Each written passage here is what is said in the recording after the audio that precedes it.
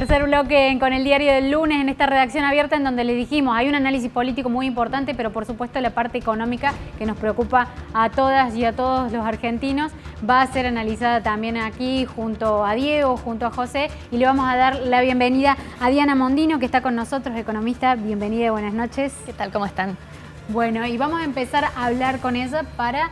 ¿Nos podés hacer un panorama después de esta semana conflictiva, de estas decisiones políticas? ¿Cómo ves vos hoy la situación en Argentina? Bueno, si alguien escuchó el panel anterior, sabrá que la parte política no está tranquila, no son aguas así mansas, y es un círculo vicioso que se retroalimenta con la economía. Justamente porque la política pretende tirar de la gente y obtener beneficios que no hay, la economía está mal. O sea, hoy tenemos un problema muy grande de déficit fiscal enorme, un gasto público desmesurado, sin control, sin eficiencia, impuestos también muy altos, inflación muy alta. O sea, el Estado prácticamente ha generado en todos los elementos algún tipo de problema. Y la solución existe, pero hay que empezar. Y no parece ser que este cambio de gabinete que hemos tenido vaya en la dirección que a mí me parece que sería conveniente para empezar a reducir el problema. ¿Por dónde se empieza? Bueno, claramente se empieza por reducir el gasto público. De hecho, hemos tenido un decreto el día viernes y hoy una aclaración anunciando que no se va a reducir el gasto público. Entonces va a decir, bueno, ¿y con qué lo vamos a pagar? El presupuesto que se presentó la semana pasada, aunque sea modificado por el resultado de las elecciones, también implica un déficit extraordinario, un déficit no quiero decir los números porque son incalculables para las personas, 3.300 y pico millones de millones. Pero para una familia o una pyme es como si lo que vos ganás 100 y vas a gastar 130. ¿De dónde van a salir los 30 que faltan? Y eso es lo que ponen. Entonces realmente es indispensable empezar en bajar el gasto público urgente.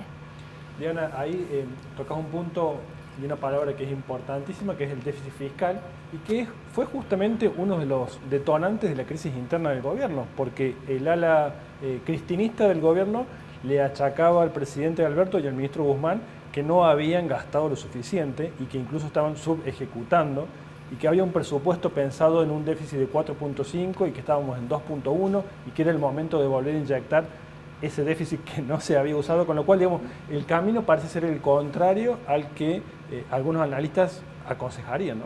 A ver, la carta de Cristina a la cual te referís tiene una mezcla en donde en algún lado considera el déficit primario y el otro financiero, o sea, ya ahí partimos de una inconsistencia grande. Segundo, no hay cómo financiar más dinero. ¿De dónde lo vas a sacar? ¿Cómo vas a hacer? Y por otra parte, hay un tema que a mí me duele muchísimo, que no se menciona, que es la extraordinaria ineficiencia del gasto. Ineficiencia. O sea, los chicos no han tenido colegio durante 1 año y medio. Las rutas están deshechas, la inseguridad es terrible y a los policías los matan.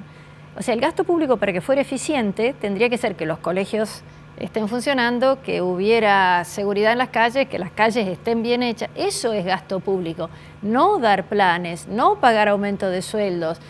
Ninguna de las cosas que ellos consideran como son útiles. Entonces, estamos dando plata en algo que es, digamos, simpático para el que lo recibe, que le regalen la plata, pero no es algo que a la economía le venga bien. No es algo que después haga que la economía está mejor porque mañana tenés algo mejor que lo que tenés hoy. Es todo lo contrario. Bien. Te voy a pedir que hagas un poco de profundidad en un punto que no se habló tanto. El viernes hubo un decreto donde se incorporó el Sí, dinero de los derechos especiales de giro al presupuesto. Sí. ¿Qué podemos esperar a partir de eso? Bueno, a ver, el tema es en dos partes. El Fondo Monetario otorga a todos los países, no solamente a Argentina, algo que se llama derechos especiales de giro, DEG, y que se pueden aplicar para muy pocas cosas. Entonces Argentina, que le debe dinero al fondo, va a utilizar eso para pagarle al fondo. Era toda una discusión si lo hacían, si no lo hacían, si lo querían hacer. Parte de los considerandos larguísimos del decreto era como para decir nos mantenemos firmes y acá no estamos cediendo en nada. Cuando en realidad nosotros pedimos el dinero, hay que devolverlo. Pero lo que va a haber es un artificio contable que va a permitir al Banco Central emitir más dinero del que ya podía emitir. va a poder emitir algo así como 4.200 millones de pesos. Casi un punto de déficit. Claro, adicional a lo que yo venía. Entonces voy a decir, bueno, ¿lo vas a emitir contra qué? ¿Contra qué actividad? ¿Para qué? Y eso es necesariamente generador de inflación. Entonces, por un lado el gobierno dice, ahora tengo dinero para pagar más a los jubilados o más planes, pero por otro lado, eso va a generar inflación antes, insisto, antes de que le pueda pagar a los jubilados, con lo cual cuando le dé ese dinero a los jubilados va a estar peor. Y los demás que no vamos a recibir ese dinero, que también vamos a padecer la inflación, vamos a estar peor. Entonces, a ver, lo vuelvo a decir de otra manera, va a haber más inflación, algunos van a recibir dinero que se los va a compensar parcialmente y otros nada.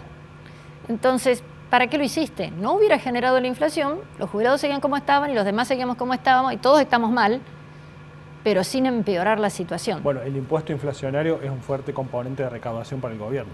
Ah, qué bonito, qué gracia. O sea, el gobierno tiene un incentivo perverso. Cuanta más inflación genere, mejor está el gobierno. Pero resulta que la inflación nos afecta a todos en el sector privado. O sea, yo creo que la gente no tiene claro que el gobierno no lucha contra la inflación, el gobierno genera la inflación. Una cosa es lo que se dice en la tele o lo que estábamos escuchando recién del analista político y otra cosa es lo que de verdad ocurre. Yo ya me cansé de las cosas bonitas que se dicen y que no son verdad. Y ustedes pueden ayudar a decir la verdad a la gente. Diana, y en ese contexto, ¿cuál es el margen que tiene Guzmán, el ministro de Economía?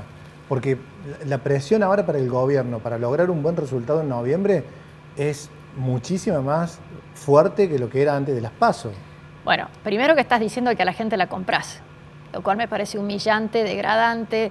O sea, considerar que a la gente es comprable, la verdad que el político que piensa eso es un ser despreciable.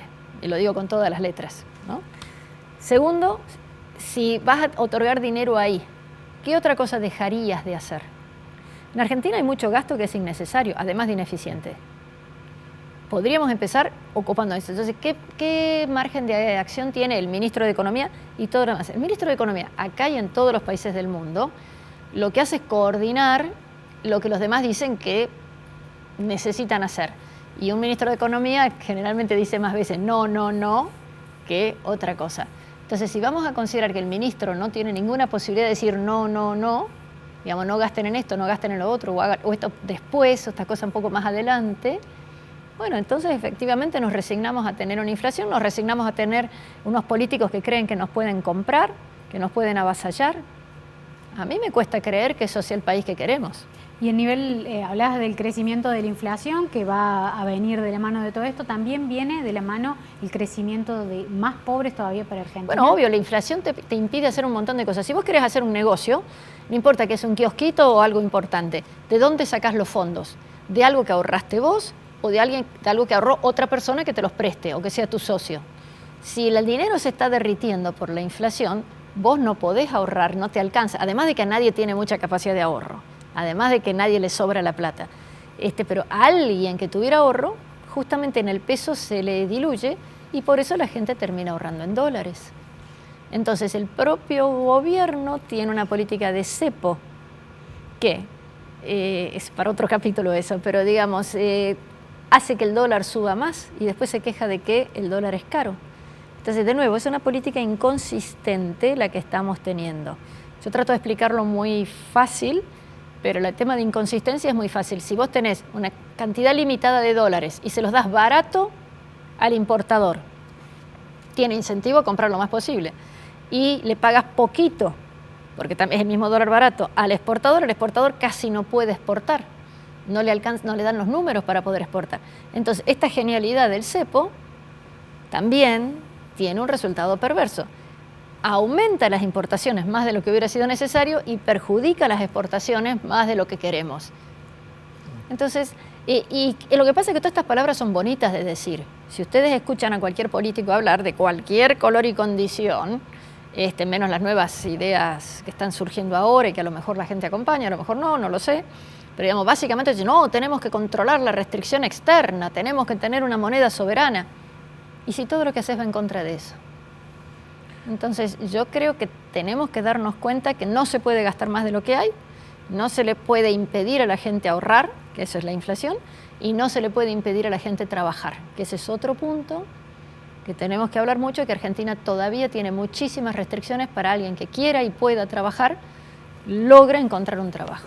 Diana, en el diario del domingo dialogamos con Raúl Hermida, y Hermida planteaba que Guzmán logró hacer una fuerte reducción, sobre todo en el primer semestre del gasto, casi en línea con ir armando un paquete de un programa para el fondo, y que bueno, estaba bastante encaminado un acuerdo con el FMI. Si vamos a de nuevo una política expansiva, de fuerte emisión, ¿eso no va a poner palos en la rueda a un acuerdo con el FMI?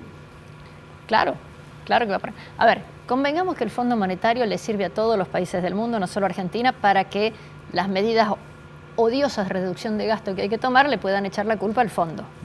Nunca es el presidente el que quiere reducir estos gastos, siempre es culpa de los malvados que antes nos prestaron la plata y que antes nos la prestaron además muy barata, ¿no? Entonces, decir que vamos a llegar a un acuerdo significa mostrame cómo crees que algún día le vas a empezar a pagar al fondo y a los otros acreedores. Porque lo que Argentina está haciendo, de nuevo lo que dicen es diferente, pero lo que está haciendo es no quiero pagar al fondo. El anuncio que se hizo ante los gobernadores en Olivos es que no se va a pagar al fondo, ni a ningún otro, porque hemos reestructurado la deuda. Y después dicen, dame más, ¿no? Porque, digamos, el déficit es eso, dame más. Entonces, a mí me resulta de nuevo inconsistente. Yo creo que tenemos que dejar de mentir, y lo digo sabiendo lo que estoy diciendo. El gobierno cree que convence a la gente de que su política es la correcta, cree que gastar mucho puede ser bueno para alguien, cree que poner más impuestos no afecta el crecimiento económico, cree que destrozar las exportaciones no va a tener efecto y de algún lado van a salir los dólares, y ninguna de esas cosas es verdad. Hablando de exportaciones y del cepo a la carne, tengo entendido que vos estabas vinculada a la producción, o estuviste vinculada a la producción ganadera. Sí. El nombre de Julián Domínguez como ministro de Ganadería, Agricultura y Pesca, ¿te genera alguna expectativa? No hace falta estar vinculado a la selección ganadera, digamos. Cualquier persona puede cambiar de opinión, no sé si habrá cambiado, pero en su momento, cuando él era ministro, puso fuertes restricciones a la ganadería, al trigo, al maíz, o sea, es el que puso todos los famosos ROE, los requisitos de exportación verde, rojo, ese tipo de cosas. Entonces nadie podía exportar si no tenía su sellito y permiso. Y en algunas declaraciones públicas en su momento también había dicho que era necesario nacionalizar el comercio. Yo no sé si sigue pensando eso, no sé si serían las políticas que le gustaría aplicar. Sí sabemos que en ese momento fueron contraproducentes y sí sabemos que ahora también lo serían. Diana Mondino, muchísimas gracias por estar Gracias a aquí, ustedes. por la mirada, por el análisis profundo sobre lo que nos pasa, sobre lo que nos toca a los argentinos. Buenas noches, José. Buenas noches, Diego. Coti. Buenas noches, Nos Coti. vemos el lunes que viene, ¿no? El lunes que viene no van a estamos acá. faltar, ¿eh? Bueno, y con ustedes también nos vemos el lunes que viene con el diario del lunes, pero recuerden que todos los días a las 21 horas sigue Redacción Abierta aquí por Canal 10. Que tengan buenas noches.